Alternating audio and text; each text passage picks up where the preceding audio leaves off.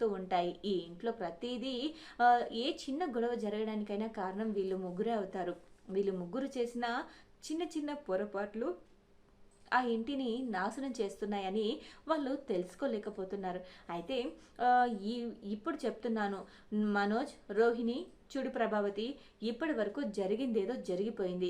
ఇక నుంచైనా మీ జీవితాల్ని ఒక మరుగున పడిపోనివ్వకుండా, మీ జీవితాలు ఒక సమస్యలోకి పడిపోకుండా ఒక కొలిక్కి తెచ్చుకోండి.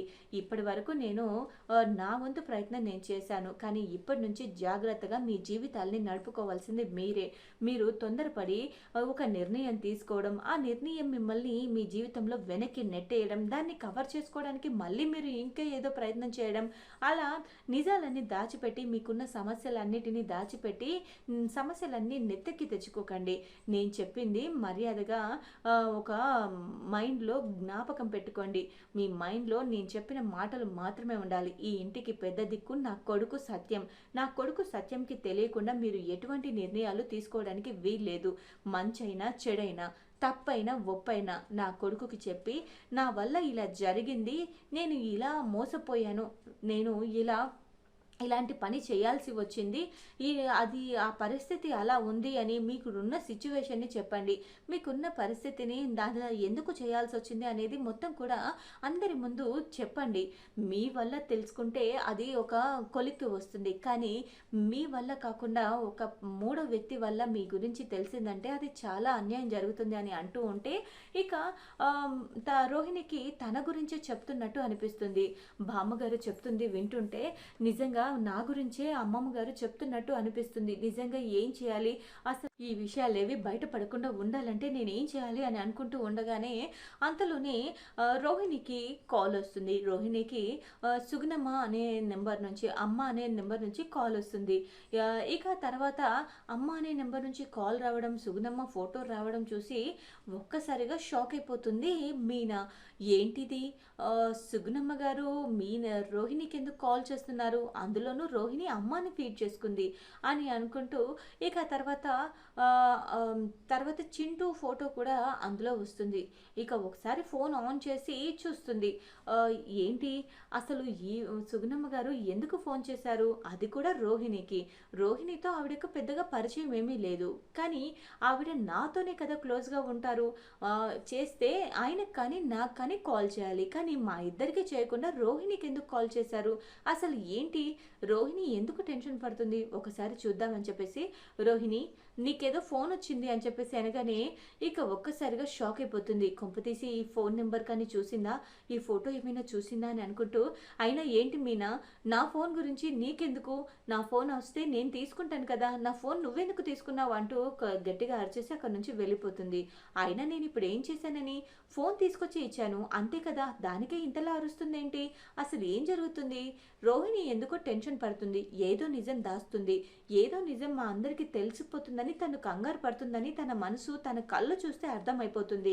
ఏదో జరుగుతుంది, రోహిణికి ఏదో చెప్పుకోలేని సమస్య ఉందని అర్థమవుతుంది. ఆ సమస్య ఏంటో తెలుసుకొని దాన్ని తీర్చాలి, అప్పుడే రోహిణి జీవితం సంతోషంగా ఉంటుంది అని అనుకొని మీనా అయితే అనుకుంటూ ఉంటుంది. మళ్ళీ వాళ్ళిద్దరి మధ్య ఏ సమస్య వచ్చినా, వాళ్ళ వల్ల ఈ ఇంటికి ఏ సమస్య వచ్చినా మామయ్య గారు చాలా బాధపడతారు. అలా బాధపడకుండా ఉండాలంటే ఆ సమస్య రాకుండా చేయాలి అని చెప్పేసి అనుకొని మీనా అయితే డిసైడ్ అవుతుంది.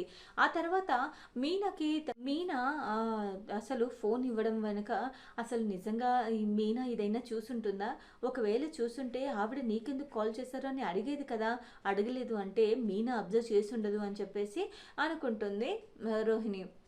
ఏంటమ్మా ఫోన్ ఎందుకు చేసావు, నీకేమైనా పిచ్చి పట్టిందా, ఏదైనా ఉంటే నాకు తర్వాత కాల్ చేయమని చెప్పాను కదా, అయినా ఈ టైంలో నేను ఇంట్లో ఉంటానని తెలుసు కదా, ఎందుకు నాకు కాల్ చేసావు, ప్రతి క్షణం నాకు కాల్ చేసి ఎందుకు విసిగిస్తున్నావు, నేను ఇప్పుడు ఇన్ని సమస్యల్లోంచి నేను తల బయటకి పెట్టలేకపోతున్నాను, దానికి తోడు నువ్వు ఒక సమస్యగా మారుతున్నావు, ఎప్పుడు నా జీవితం ఏమైపోతుందో ఏ మలుపు తిరుగుతుందో అని నేను అనుక్షణం భయపడి చేస్తున్నాను, ఇప్పుడు ఎందుకు కాల్ చేసావు, నీ కూతురు కళ్యాణి అని నేను చెప్పడానిక, లేక నా గతం గురించి ఇంట్లో వాళ్ళందరికీ తెలియడానిక, చింటూ ఏం చేస్తున్నాడు, అంటూ ఇక అనగానే, నీ కొడుకు పరిస్థితి ఏమీ బాగాలేదు కళ్యాణి. నీ కొడుకుకి బాగా జ్వరంగా ఉంది. వాడు అమ్మ అమ్మ అంటూ కలవరిస్తున్నాడు. వాడికి ఏం చేయాలో నాకు అర్థం కావట్లేదు. వాడికి నిన్ను చూస్తే గానీ జ్వరం తగ్గేలా లేదు. అలాగే డాక్టర్‌కి కూడా చూపించాను. ఎన్ని మందులు వేసినా అది అమ్మ మీద బెంగ వల్ల వచ్చింది. వాళ్ళ అమ్మని ఒకసారి చూపిస్తే తనకి జ్వరం అంతా సెట్ అయిపోతుందని డాక్టర్ చెప్పారు. అందుకనే నేనిలా చేశానమ్మా అనగానే, ఏంటి చింటూకి జ్వరం వచ్చిందా? నా బంగారు తండ్రికి జ్వరం వచ్చిందా? సరే నేను వెంటనే వస్తున్నానమ్మా. నువ్వు చింటూని జాగ్రత్తగా చూసుకో అని చెప్పేసి అనగానే, ఏంటి రోహిణి ఎక్కడికో కోపంగా టెన్షన్‌గా బయలుదేరుతుంది. అసలెక్కడికి వెళ్తుంది అని అనుకుంటూ రోహిణిని ఫాలో అవుతూ వెళ్తుంది మీనా. ఇక అలా వెళ్ళగానే రోహిణి సుగుణమ్మ గారి దగ్గరికి వెళ్ళడం, అక్కడికి వెళ్ళిన తర్వాత సుగుణమ్మతో మాట్లాడడం, ఏమైందమ్మా చింటూకి ఏమైంది అనగానే, అక్కడ స్కూల్లో ఏదో గొడవ జరిగిందంట. అందులో వాళ్ళ అమ్మ టాపిక్ వచ్చిందంట. మా అమ్మని ఇలా అంటారా అని చెప్పేసి వాడు వాడి ఫ్రెండ్‌తో గొడవ పడ్డాడు. అప్పటి నుంచి నీ మీద బెంగ పెట్టుకొని నిద్రలో ఒక అమ్మ అమ్మ అంటూ ఒకటే కలవరిస్తున్నాడు. నాకెందుకో భయంగా ఉంది కళ్యాణి. ఏం చేయాలో అర్థం కావట్లేదు. నిజానికి నీకు ఫోన్ చెయ్యొద్దు అనుకున్నాను. కానీ ఇక్కడ వీడి పరిస్థితి చూస్తుంటే వీడికి ఏమవుతుందో అని భయం వేసింది. అందుకని నేను కాల్ చేశాను అని చెప్పేసి అనగానే, సరే అమ్మ నేను వెంటనే వాడిని చూడాలి. ఏమైంది నాన్న చింటూ అనగానే, అమ్మా అంటూ, అమ్మ నువ్వు ఇంకా నన్ను విడిచిపెట్టి ఎక్కడికి వెళ్ళొద్దమ్మా. నేను ఉంటే నీతోనే ఉంటానమ్మా. నువ్వే నాకు కావాలమ్మా అంటూ అనగానే, ఏంటి అమ్మ? చింటూ రోహిణిని అమ్మ అని పిలవడం ఏంటి?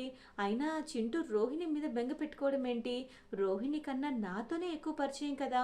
అంటే రోహిణికి చింటూకి ఏంటి సంబంధం అని అనుకుంటూ దగ్గరికి వెళ్ళి కాస్త చాటుగా ఉండి వింటుంది. ఏంటమ్మా అందరూ వాళ్ళ అమ్మలతో సంతోషంగా ఉన్నారు. కానీ నువ్వేమో నన్ను అందరి ముందు అమ్మ అని పిలవద్దంటావు. అమ్మ అని పిలవనివ్వవు. నువ్వు ఎవరు అన్న విషయం కూడా ఎవ్వరికీ తెలియనివ్వవు. కానీ నాకేమో నిన్ను నా కన్న తల్లిగా అందరికీ పరిచయం చేయాలని ఉంది. నా స్నేహితులకి అందరికీ నా మమ్మీ అని చూపించాలని ఉంది. కానీ ఎవరికీ చూపించలేను. ఎవ్వరికీ నువ్వు కనిపించవు. ఎవరితో మాట్లాడవు. అసలు నాకు అమ్మ ఉంది అంటే వాళ్ళు ఎవరు నమ్మట్లేదమ్మా. పైగా నన్ను ఆట పట్టిస్తున్నారు. నువ్వు అమ్మ నాన్న లేని అనాథవి అంటూ నన్ను ఏడిపిస్తున్నారు అనగానే, ఎవరు అలా అనింది? నువ్వు అమ్మ నాన్న లేని అనాథవి కాదు. నీకు ఈ అమ్మ ఉంది. నిన్ను కన్న తల్లిని నేను. ఈ విషయం గురించి నేను మాట్లాడతాను. ఎవరెవరు నిన్ను అన్నారో వాళ్ళందరితో నేను మాట్లాడతాను. నువ్వు ఆ బెంగ పెట్టుకోకు నాన్న. నువ్వు హ్యాపీగా సంతోషంగా ఆడుకో అని చెప్పేసి అనగానే, నిజంగానా అమ్మ అంటూ అనగానే, ఇక రోహిణి వాడిని హగ్ చేసుకొని ముద్దు పెట్టుకొని ధైర్యం చెప్తుంది. అదంతా విన్న తర్వాత మీనా ఒక్కసారిగా షాక్ అయిపోతుంది. ఇక వెంటనే సుగుణమ్మ దగ్గరికి వెళ్ళి, రోహిణికి చింటూకి ఏంటి సంబంధం? అసలు రోహిణిని చింటూ అమ్మ అని ఎందుకు పిలుస్తున్నాడు? మర్యాదగా చెప్తారా లేదా? చెప్పకపోతే నా మీద ఒట్టే అంటూ మీనా సుగుణమ్మని అన్నీ అడుగుతుంది. ఇక అన్ని వివరాలు అడిగిన తర్వాత అన్ని విషయాలు చెప్పిన తర్వాత, ఇలా చిన్న చిన్న వయసులోనే తన జీవితం నాశనం అయింది. ఒక బిడ్డకు తల్లి అయిన తర్వాత వాడు చనిపోయాడు. ఆ తర్వాత దాని జీవితం నాశనం అయిపోయింది. అందుకే తన జీవితం తాను చూసుకోవాలనుకుంది. అందుకే మనోజ్ని ప్రేమించి పెళ్లి చేసుకుంది. కానీ తన తండ్రి మలేషియాలో ఉన్నాడని అబద్ధం చెప్పింది. తన తండ్రి చిన్నప్పుడే చనిపోయాడు. ఇదమ్మ పరిస్థితి జరిగింది అంటూ మొత్తం కూడా పూసగుచ్చినట్టు చెప్పగానే, రోహిణికి అండగా ఉంటూ, రోహిణి నీ గురించి నాకంతా తెలిసింది. నువ్వు చాలా నరకం అనుభవిస్తున్నావు. నిజానికి నువ్వు చేసింది తప్పు. అసలు ఇలాంటి సమయంలో నిన్ను సపోర్ట్ చేయకూడదు. కానీ ఒక ఆడదానిగా నాకు నీ మీద జాలి వేస్తుంది. ఎందుకంటే నువ్వు నీ భర్తని ఎంతగానో ప్రేమిస్తున్నావు. ఈ ఇంటి నుంచి వెళ్ళిపోయి నువ్వు నీ భర్త హ్యాపీగా బతకొచ్చు. కానీ ఉమ్మడి కుటుంబం కావాలని కోరుకుంటున్నావు. కానీ ఒక్క విషయంలో నేను నీకు తోడుంటాను. నువ్వు నాకు అక్క లాంటి దానివి. నువ్వు ఆ ఇంటికి పెద్ద కోడలివి. నీకు నేను తోడుంటాను. కానీ నువ్వు చేసిన తప్పులు నీ భర్తకైనా నువ్వు చెప్పుకో రోహిణి. నీ మనసాక్షికైనా నువ్వు నిజాలు చెప్పుకోవాలి కదా అంటూ, నీ సమస్యలని నేను తీరుస్తాను. చింటూకి అండగా ఎవరుంటారన్న బెంగ నీకు అక్కర్లేదు. చింటూని నేను దత్తత తీసుకుంటాను అని చెప్పేసి చింటూ గురించి అయితే ఒక నిర్ణయం తీసుకుంటుంది. ఇక నుంచి నువ్వు ఇంటికి వెళ్ళు. తర్వాత నేను సంగతి అన్నీ చూసుకుంటాను అని చెప్పేసి, చింటూని మనం దత్తత తీసుకుందామండి. ఆ సుగుణమ్మ గారికి అసలు ఏమీ తోచట్లేదు.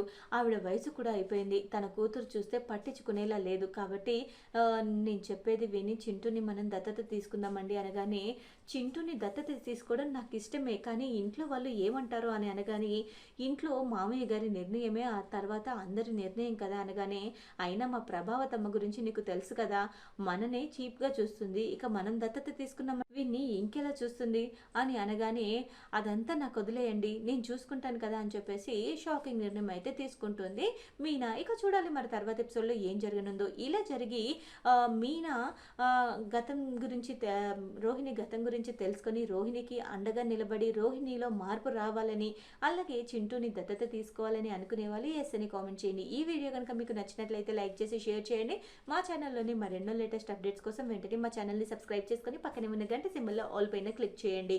అప్పుడే నేను పోస్ట్ చేసే లేటెస్ట్ అప్డేట్స్ వీడియోస్ మీరు మిస్ కాకుండా నోటిఫికేషన్ ద్వారా చూడగలరు. Thanks for watching my video.